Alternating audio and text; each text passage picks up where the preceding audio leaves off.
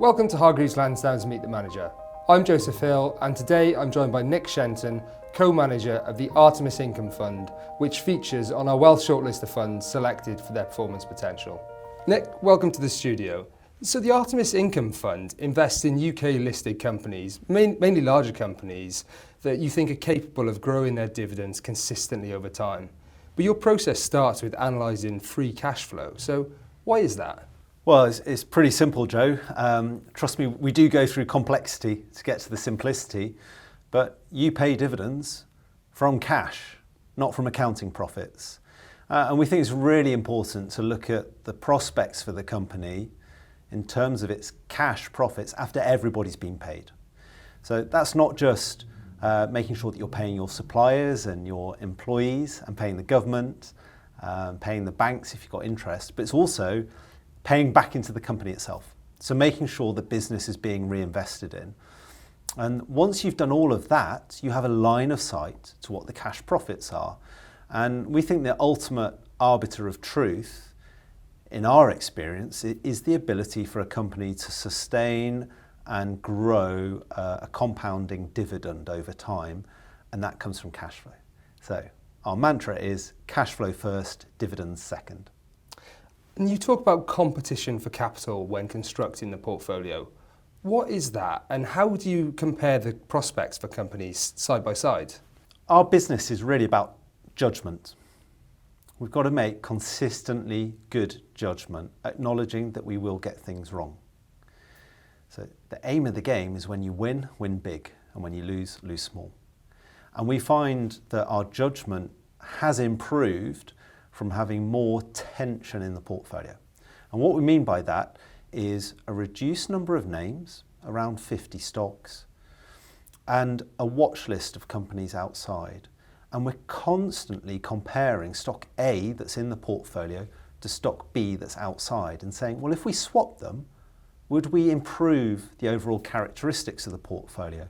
And we found that by comparing those two like for like on their cash flow, their return on capital, and their prospects for growth and share price appreciation, it just focuses the mind. And we believe it's leading to better decision making. So that's been an evolution. We're constantly trying to get better, stop making mistakes and doing dumb things, and then think about how we can do things better. And that's been a big improvement in the last few years in terms of our decision making. And the UK has long been a popular market with investors for income, but something you've been talking to investors in the fund about is the total shareholder yield, and that includes share buybacks. So could you just tell us more about what you're seeing there? Yeah, I'd be delighted to, because I've been doing this for 22 years and I've never seen anything like it. And I have two colleagues who are even more experienced than I am, and they've never seen anything like it either. And what's happened, very simply, is this. The UK stock market is not the UK economy, by the way. It's the world's most global stock market, but it's on sale. It's become very unpopular, and in financial markets, you make money by being contrarian at the right time. And what that has led to is a flow of money out of the UK and largely into global funds, which is largely US funds. And we understand that. We understand diversifying. But what it's created is this really unusual situation where valuations are very, very low in the UK. And it's created opportunities for companies to buy back their own shares. And when you do that, you cancel the shares. So for example, last year, our co-investors, and by the way, we invest in our funds, we eat our own cooking, everything that Emma, my wife, and I have that is not in our home is in this fund, plus one or two other small holdings at Artemis.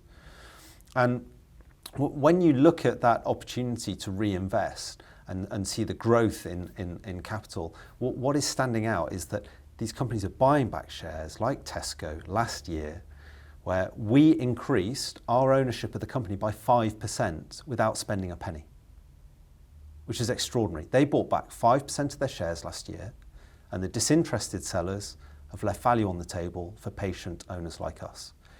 Now, when I tell you the number for the UK market and the fund, you may well fall off your seat, because in the past year, over 70% of the Artemis Income Fund by value has bought back shares. So currently, we're looking at somewhere between a 4 and 4.5% dividend yield on the fund, and then another 2% plus from share buybacks. Contrast that to America, where there are share buybacks, but it's because shares are given out to employees as part of their compensation package. This is genuine cash back for UK investors. We've never seen anything like it, and there's a reverse compounding at play where the share count is just going down and down and down, and no one seems to be interested, except for people like us. And the UK's got a reputation with some investors as being a boring, old economy-based stock market. I know you've got a different view, so when you look at the portfolio today, what are you excited about? So much. We're incredibly fortunate to do the job we do, because if you're curious about the world like we are, there's just always opportunities to learn, and you're always looking forward and trying to identify trends that haven't been picked up yet, and we can see lots.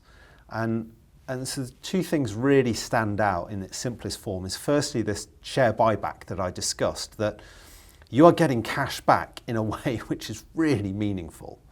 We've seen some companies reduce their share counts by 35% in the last few years. It's pretty extraordinary, as I say. So you have that as a ballast, and you think that's a pretty good place to be. But there's also some really top quality companies listed in the UK. And let's talk about AI, because no one has done for about a week now because of what's been happening in the US. Well, what seems to be clear to us is AI is only as good as the data that it's trained on. And if companies own unique data, they have an advantage. And we think there are a number of those in the UK. Businesses like RELX, LSEG, Sage, Pearson possibly, which have been in the portfolio for some time. They're sort of overlooked in that sense. So we see this really interesting opportunity that you've got data and AI winners, and you've also got this fantastic valuation and cash back. So there's a pretty good range of opportunities. Well, I'm conscious the last couple of weeks has served as a good reminder that there's no normal week in fund management. But if you were looking at your calendar a couple of weeks out, for example, what might a typical week look like for you? Well, this is where, again, I say, Joe, I'm very lucky that I do a job that's a good fit for me as a person. So I love to learn. I love to read. I'm a very analytical person, and I'm very competitive. Very, very competitive. And so my job is really about understanding underappreciated change, I would say. So researching, looking at trends, understanding companies, their positions in a value chain, and then building an investment case and trying to stress test it. So it's always, where am I wrong? What have I not seen? What do I need to understand? What is changing? What is disproving our investment case so that we should sell the shares?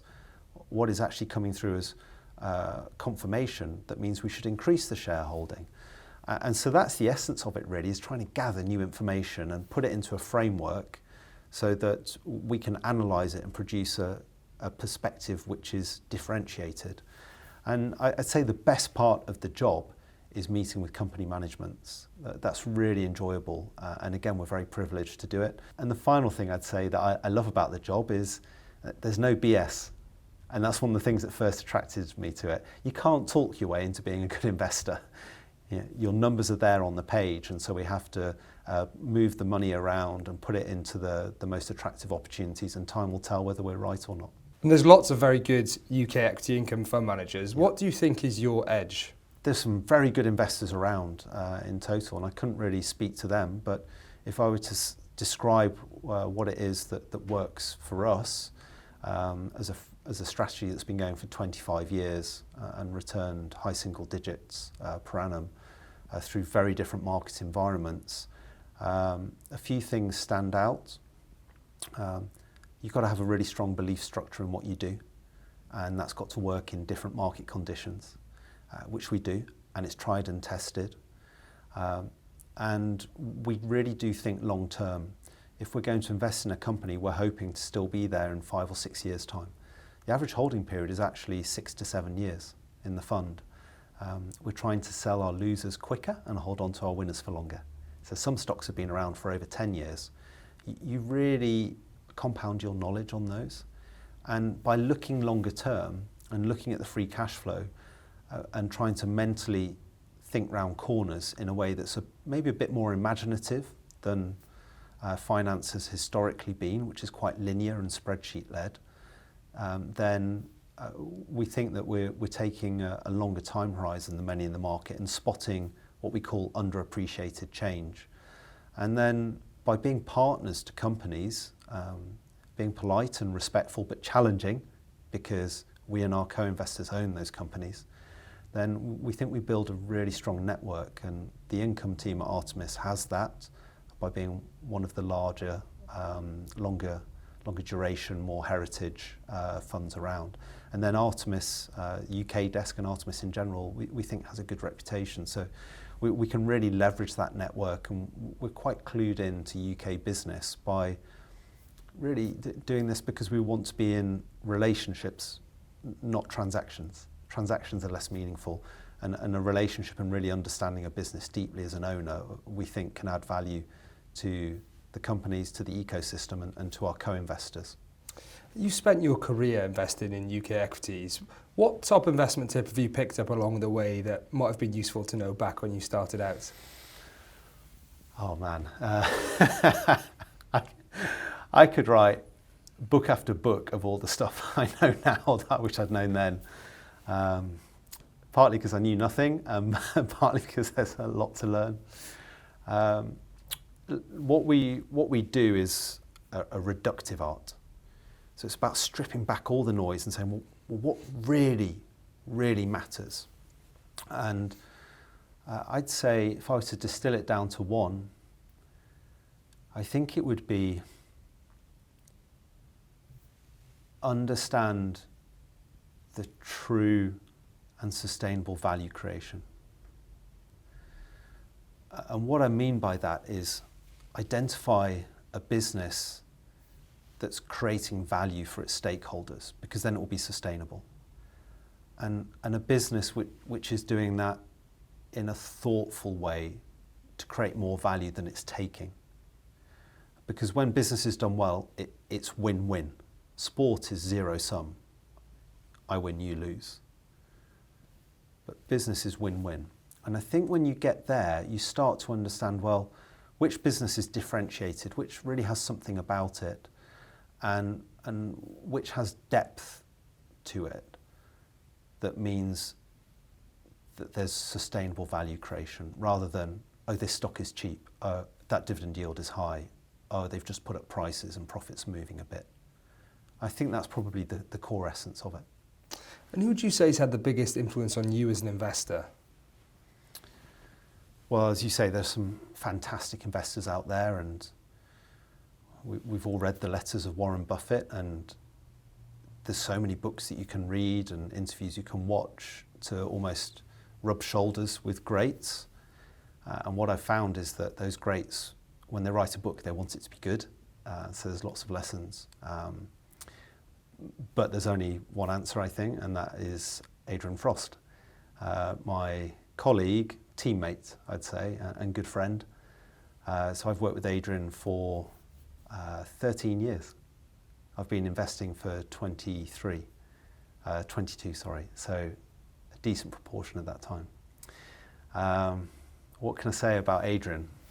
Well, when I interviewed at Artemis, actually he walked in, I was going to join another fund, and Adrian walked in to interview me, and he said, I recognise you from meetings around the city. You don't ask particularly stupid questions.